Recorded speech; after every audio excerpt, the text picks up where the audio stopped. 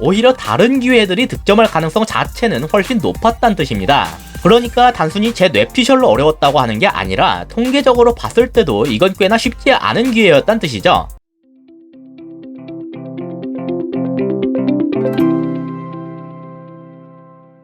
안녕하세요, 축구보는 기자입니다. 토트넘이 웨스트햄에게 3대1 승리를 거뒀는데요. 너무나 중요했던 이 경기에서 손흥민이 멀티골을 터뜨리는 맹활약을 펼쳤어요.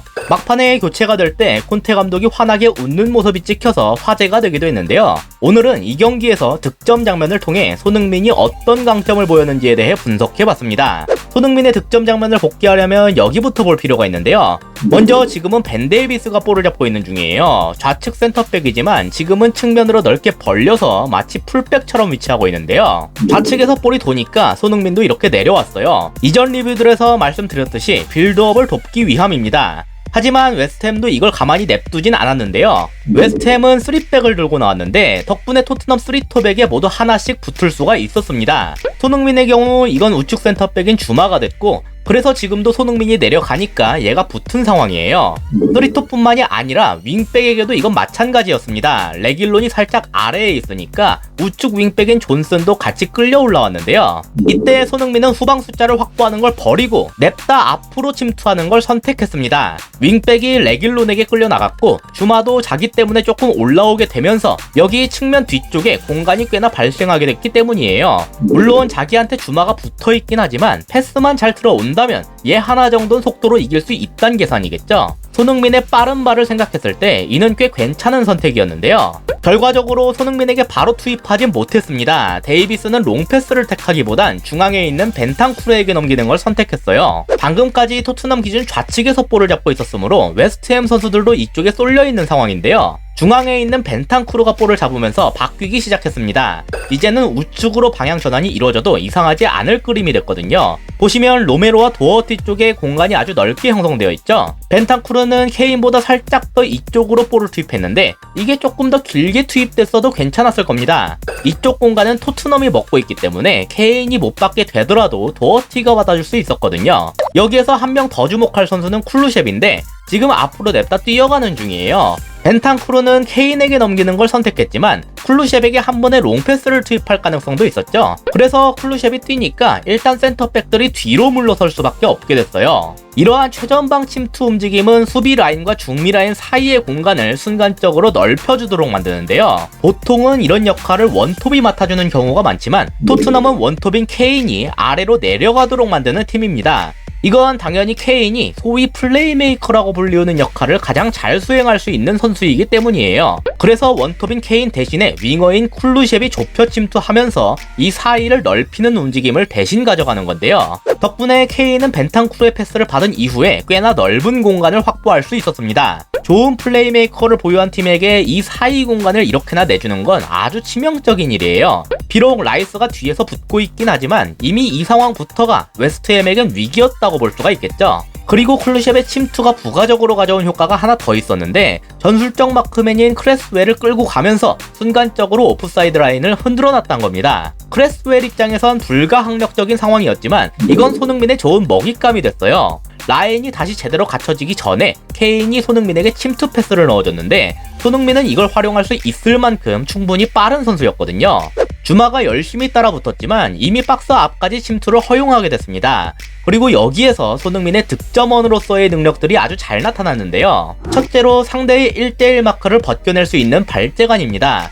헛다리를 짚으면서 순간적으로 주마의 방해를 회피할 수 있었는데요. 여기에서 기술이 좋은 선수들이 자주 저지르는 실수 중에 하나가 너무 그것에 집중하다가 오히려 빠르게 볼을 처리할 기회를 놓친다는 점인데 손흥민은 공격의 속도를 죽이지 않는 선에서 딱 슈팅을 하기에 필요한 만큼만 썼어요. 괜히 조금 더 좋은 기회를 만들겠다고 발재간 부리다가 시간을 조금만 더 지체했다면 벤 존슨이 합세하면서 그대로 슈팅이 막히거나 뒤로 볼을 돌리게 됐을 겁니다. 둘째로 양발잡이의 메리트가 여기서도 드러났는데요.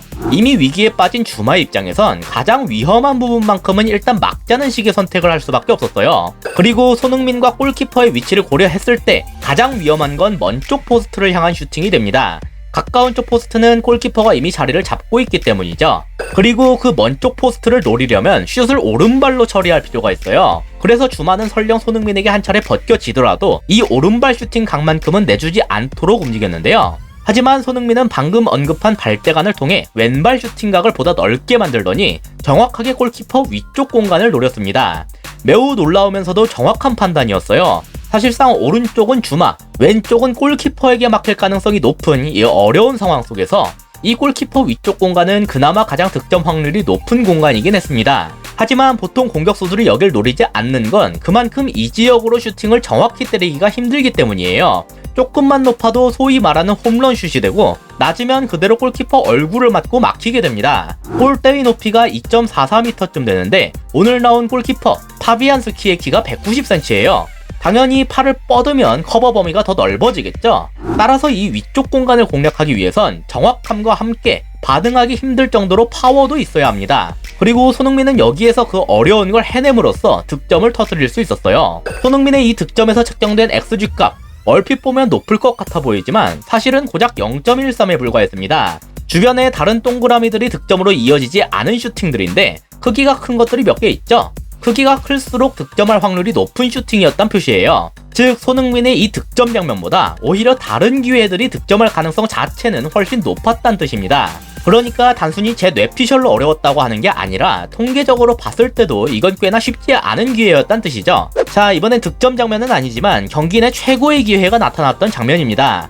웨스트햄이 공격을 하다가 끊겨서 토트넘이 역습에 나서는 상황이에요. 그림 자체는 토트넘에게 매우 좋습니다. 4대4로 동등한 숫자로 공격에 나서고 있기 때문이에요.